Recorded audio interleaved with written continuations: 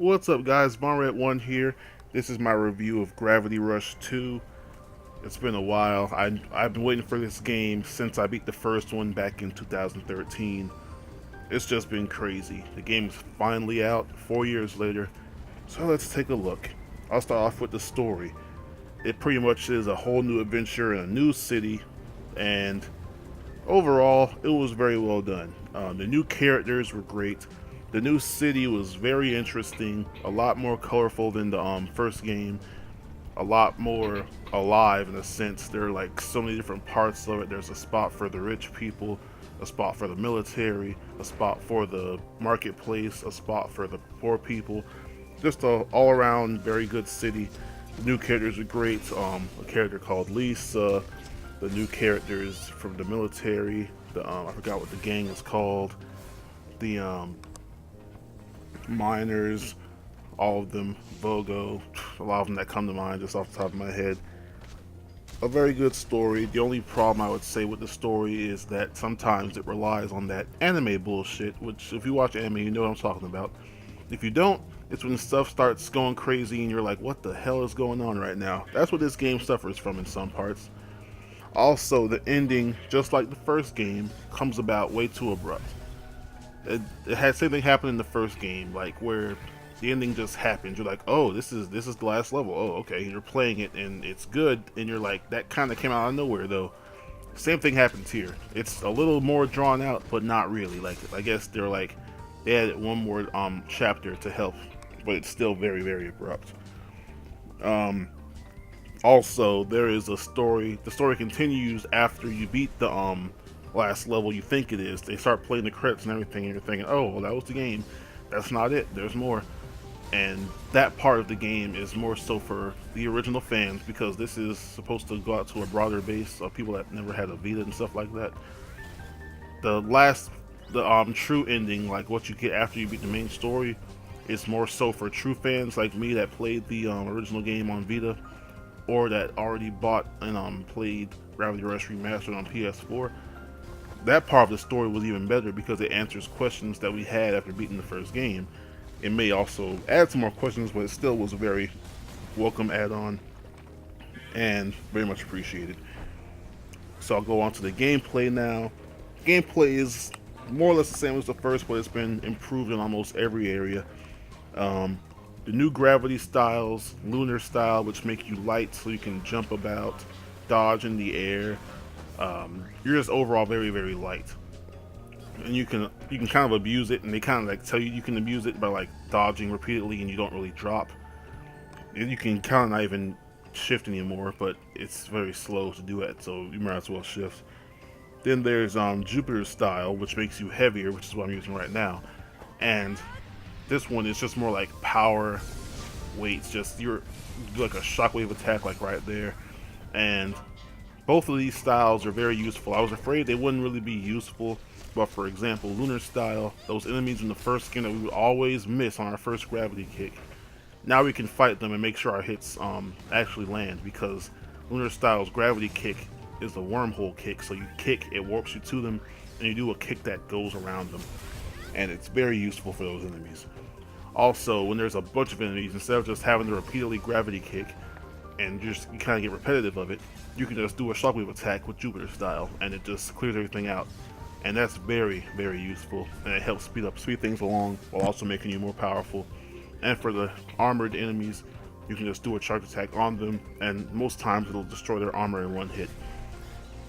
Um, the stasis field has been heavily revised, and it's so much better now. In the first game, I never used stasis field except for getting the trophy because it was honestly it was bad.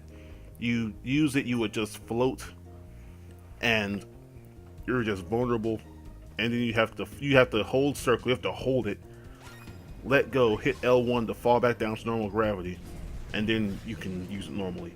Here, you can run, you can do whatever. You just hit circle, it automatically grabs whatever's near to you, and you don't lose any momentum or any movement.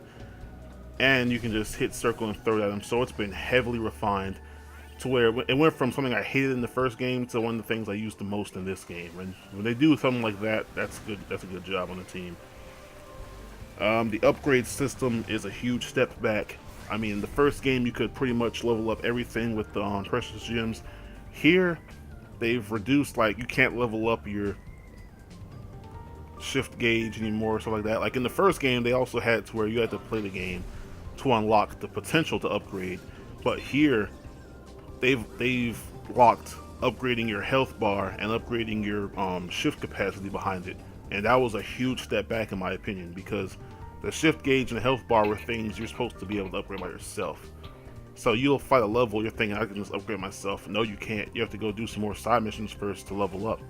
And I have nothing against side missions. I like the side missions in this game. I've done all of them. But I shouldn't have to do that to level up myself for a story mission. And it honestly was kind of disappointing to see that they made it that bad. And then on top of that, they have this new system with talismans. And overall, I'm not impressed by the talismans. I think they're useless, but some of them actually are good. But that's the thing, only some. Like 9/10 of these talismans are completely useless. I'm using 2 talismans I actually remember right now. I'm using one that helps my range for collecting gems, so I don't have to get right next to it to pick it up. I'm using another one that when I hit enemies, some of the gravity gauge will come back, and that's a very useful talisman. I'm like, this is one that I can get behind. And the other one I think just increases the strength of each gravity kick for each style. And those are honestly all the useful talismans right there. The rest of them are all useless. Some of them are like, one was like reduced poison damage. There was only like one enemy that caused poison damage in this whole game, I think. So I mean, useless, and that just sets up how the talismans are for the rest of the game. Some of them are completely useless. So the overall system, in my opinion, is just weak and unnecessary. I pretty much equipped the best ones, and the talismans are the rewards you get sometimes for doing things in the mining sections, which is honestly takes away the thrill of wanting to do it, because you're just going to get a talisman that you're not going to use. The online elements in this game, though, are pretty interesting. I wish they added co-op. I was hoping they could add co-op. It was definitely possible. I don't know why they didn't do it. What we got instead was systems for sending challenges to friends, and hope or just random people online, and see if they can beat it. If they do, they get Dusty tokens. If they don't, you get Dusty tokens. And the whole system is actually kind of fun. Like, I'll do a challenge, I'll do really good. I'm like, here, someone beat this, and I'll just get the results. They also have a system with photos. It has its own type of photo mode, more or less.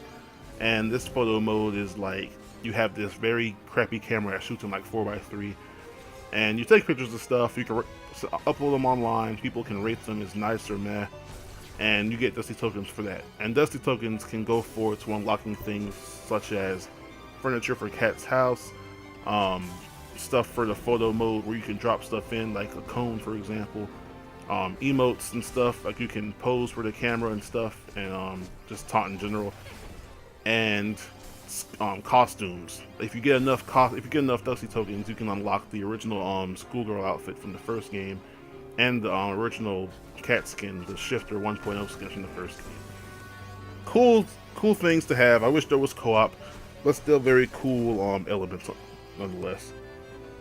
Is there anything else for online? I can't think of anything else right now. Well, there's also, when you go mining, there's sometimes you'll see people who died. You can get their talismans or something. There are some FPS drops in the game. Not a lot. It's mostly solid, but when crazy stuff starts happening, the frame rate drops and it just all goes to hell. Like, there's moments where this game drops to like 0 frames for a second. I was just in shock. I was like, dang, that's bad. Luckily, it's only when crazy stuff happens, but still, I wish this game was more optimized than that. Especially since it's only running at 30. This game could have probably been at 60, but that's another discussion, especially on the Pro. The visuals and the atmosphere. This game is gorgeous. This video isn't really doing the game justice. I didn't record gameplay because I was too busy. Like, I was sucked into the game that much. This is just the mining section. And even still, this is the only mining section that doesn't look impressive. The rest of them all look beautiful. This game in general looks beautiful. The art style here is gorgeous. The characters themselves are cel shaded and it just matches perfectly. The cities themselves, like I said, more colorful, a little more detail. Beautiful game. It's like some kind of, it's not show shaded. And the system they used before, where something far away is like pencil sketched, that's still here. It still works, and it looks beautiful in HD. Um, Especially like One Rift Zone in particular. Like looking at it and listening to the music that plays in it, oh my god, just beautiful. And speaking of the music here, definitely. Oh, 1 second. Definitely a gorgeous soundtrack. Easily surpasses the first one in some areas. I can't think of a favorite yet. Like out of both games, I can't think of my favorite. But overall, this soundtrack is beautiful. Like I'm actually going to consider purchasing this separate, just like I did with the first game, because the soundtrack is that good. Some tracks, just like one of the Rift Zones, when I was just talking about, the way it looks with the music, beautiful, absolutely beautiful. And that's pretty much all I have to say about Gravity Rush 2. I'll go with the pros and cons system. The story is mostly good. The ending is kind of abrupt, but overall, it's fine. There's tons of content. There's like 50 side missions in this game. I did all of them, and most of them are high quality. Some are a little but most of them are high quality. The challenges, a lot more challenges, and still challenging, but once you use a DualShock 4 form, they're not impossible, so I got all the gold on those already. The mining here adds replay value. You can go in and hunt some Nevi. You can go down and farm for gems, which you will need to get the platinum. The treasure hunt system for online, very cool. You can get more gems like that. You can take pictures of the treasure chest when you're done and see if more people can find it based off your picture. The visuals and soundtrack is beautiful.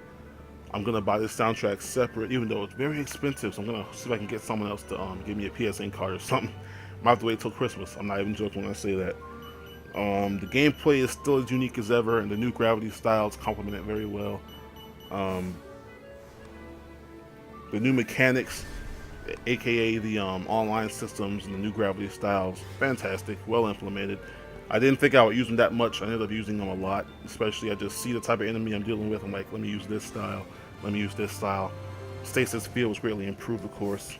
And there's free DLC coming out in March. So all around, this is a good game, worth $60. The cons in this game will be the downgrade and the upgrade system. It's not as good as the first game. It's kind of just frustrating how bad the upgrade system here is. Talisman system is also kind of useless. Like there's only 4 useful talismans, so I mean the whole system itself is almost irrelevant. No co-op when it could have easily been implemented. They even have the AI help you in certain levels, so it's definitely could have been possible. The main ending is abrupt. Once again, the same flaws the first game. I can't believe they didn't focus on fixing that one. Although the tuning does make up for it in some ways. And then some control issues. When you use Cat normally without shifting gravity, it feels like a PS2 game, and not in a good way. Like I was having flashbacks to PS2 with the controls for Cat in general. Like it's almost too accurate, but not accurate enough. It's just, I don't know. Like what's a good example of a PS2 game like that?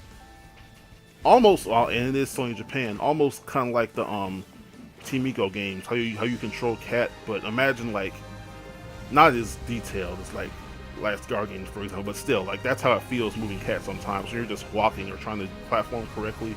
One side mission will implement that. You have to just walk straight, and I was like, oh my god, this is impossible.